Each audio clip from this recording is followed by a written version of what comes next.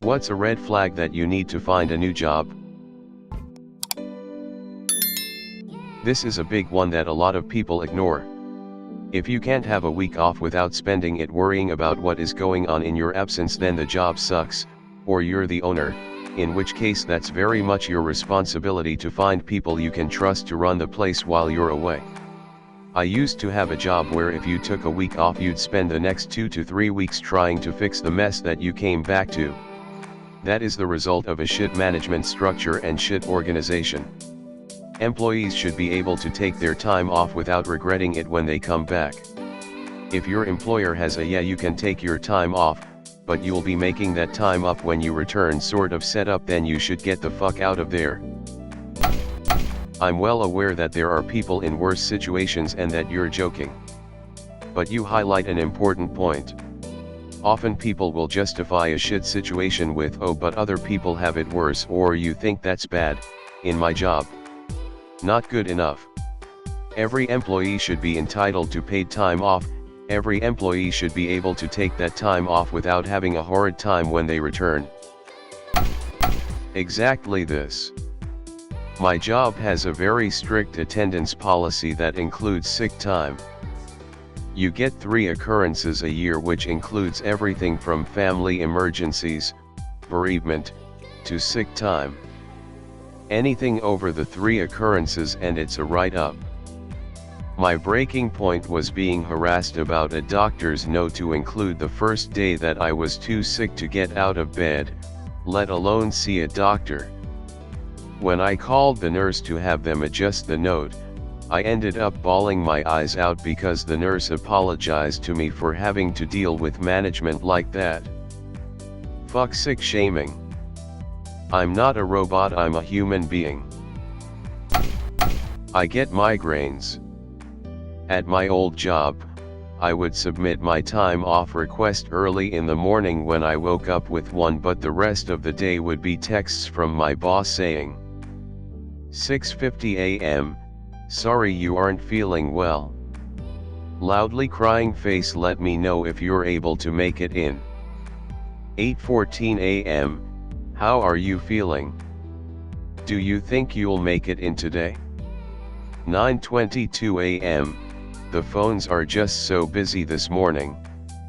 Let me know if you're coming in soon. Blue heart, blue heart. 11:30 a.m., just making sure you're feeling okay. Migraines are the worst. Do you think you'll be in later? 2:12 p.m., checking in with you. Do you think you'll be in today? 5:02 p.m., are you coming in tomorrow? 100%. I loved my job, but I didn't love the people. When I put in my 2 weeks, suddenly things I'd been doing for 3+ years were wrong and I wasn't a team player anymore. The final straw before I left was my boss asking me dozens of times if my new job was the best idea for me, and "are you sure? You don't sound very sure. I don't think it's a good idea for you." That, and I was the oldest person there. I'm not even 30. I realized that they just kept hiring younger and younger women and there was no room for a 30-year-old in their circles. Yeah, agree. Especially seems true for large, global business with many offices or one that was recently purchased by a new company. Often it seems the owners will replace the leadership first, and the new leadership, in part to justify their positions, will want to clean house of the older employees or lower rung people, to make a fresh start at employees' expense. I work retail, and while the company wasn't bought out, they purchased another company with some sort of agreement for their corporate people to come to our company. There was a mass exodus of upper management and store level a few years ago as they brought in people from their former location. I'd like to add the reason our company could buy them out is they weren't doing so good, So bringing the management of a failing company on board is kinda concerning.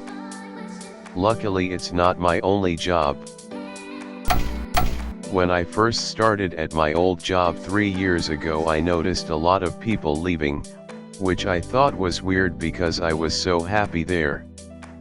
A few months in, I started keeping a spreadsheet of current staff and staff who had resigned, because I thought it was pretty funny, and also because some of them lasted such a short amount of time I'd completely forgotten they'd even worked there.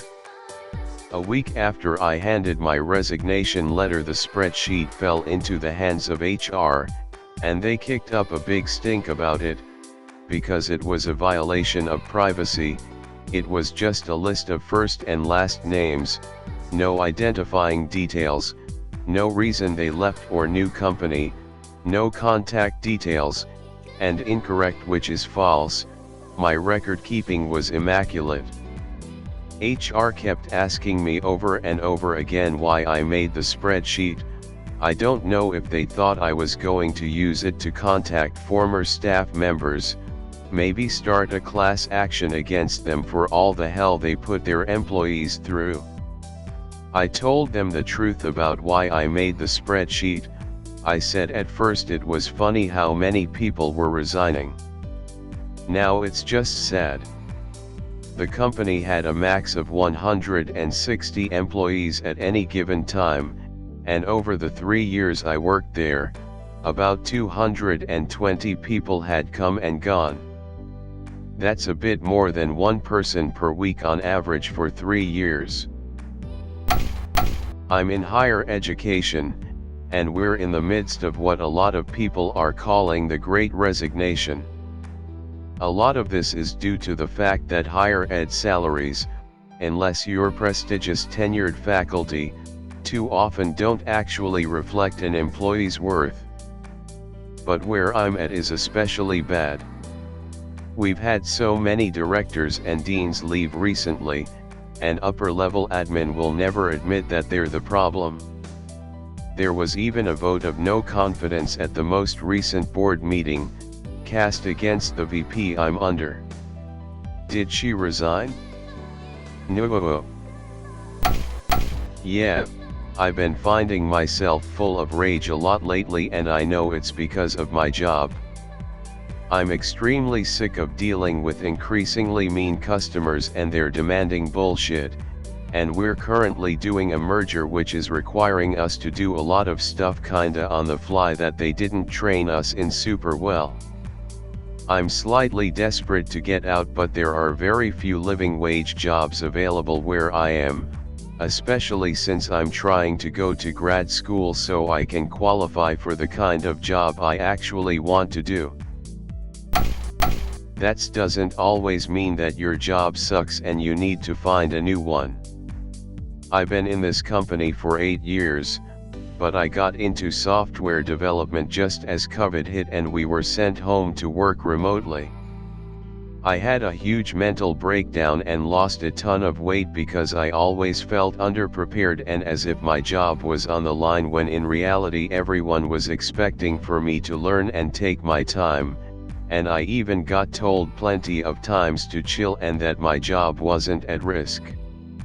It took me months of therapy to realize it was all me and my own insecurities. Today I'm doing and feeling great.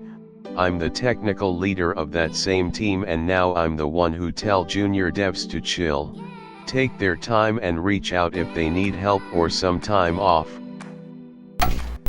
I used to drive to work with the not-so-suppressed feeling that I wouldn't mind being involved in an accident that resulted in my hospitalization.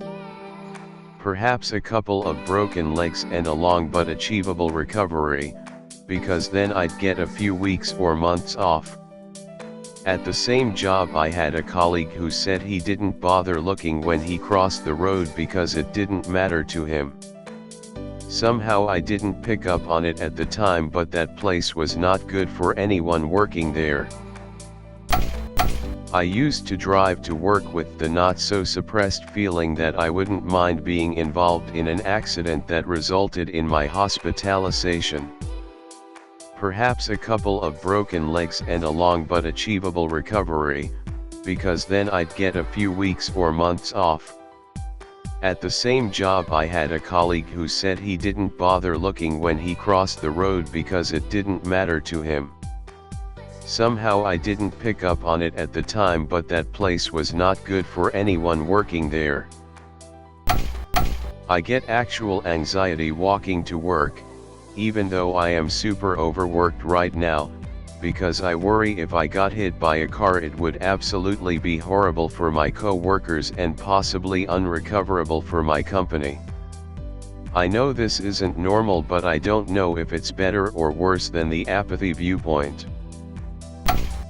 A different take on the same thing. My old roommate talked all the time about hating his job, but mostly jokingly, but it was good money and he figured that's just how work life is. One day he fell down the stairs at the train station on his way to work and ended up with a pretty brutal concussion and broke his wrist. And his literal very first thought was, at least I don't have to go to work, and that's when he realized it wasn't normal to hate your job that much. It's a difficult situation to be in. The last thing you want to do after a horrible day/week at work is think about looking for other work. But I promise you it is worth it, 100%. If you want help, reach out to people you know and let them know how unhappy you are and that you need some support in finding something else. You might be surprised at how far you can get with the support of other people. That was me last year. I was keeping an eye on openings for at least 8 months but wasn't getting any bites, and when I finally got an interview I had to spend a hellish week preparing an entire PowerPoint presentation for the interview while also working an extra 15 to 20 hours overtime. But damn, I'm so glad I pulled myself together to do it. I'm out of consulting and never have to work overtime again. Depending on your career, you may have more power than you think.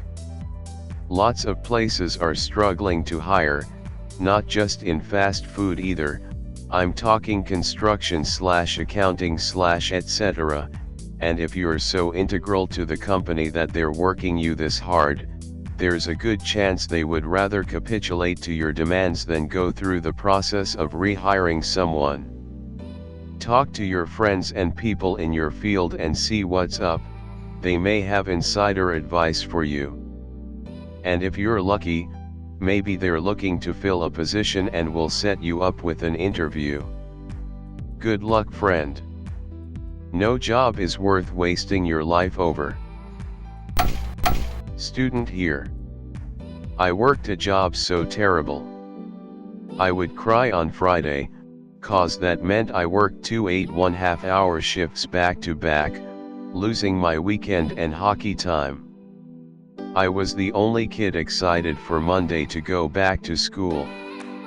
Took me a while to realize that crying because you have to go to work and worrying about it all week was terrible.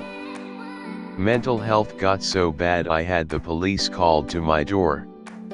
I quit that weekend. If your boss doesn't support you, if they are quick to anger and slash or always assume the worst, you constantly feel like you have to defend yourself, and nothing you do is good enough. You probably are good enough, they just don't like you. And it doesn't matter how hard you try. The more you work, the more you achieve, the more you are determined to change their mind, the more you are positive and resilient, the more it will just piss them off.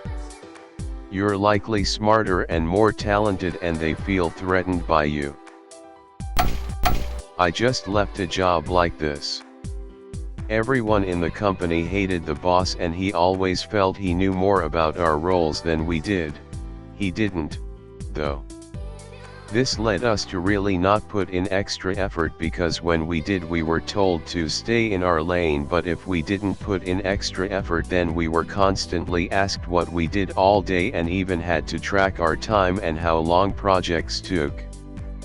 Dude was crazy and a shitty manager / leader / business owner. I rage quit.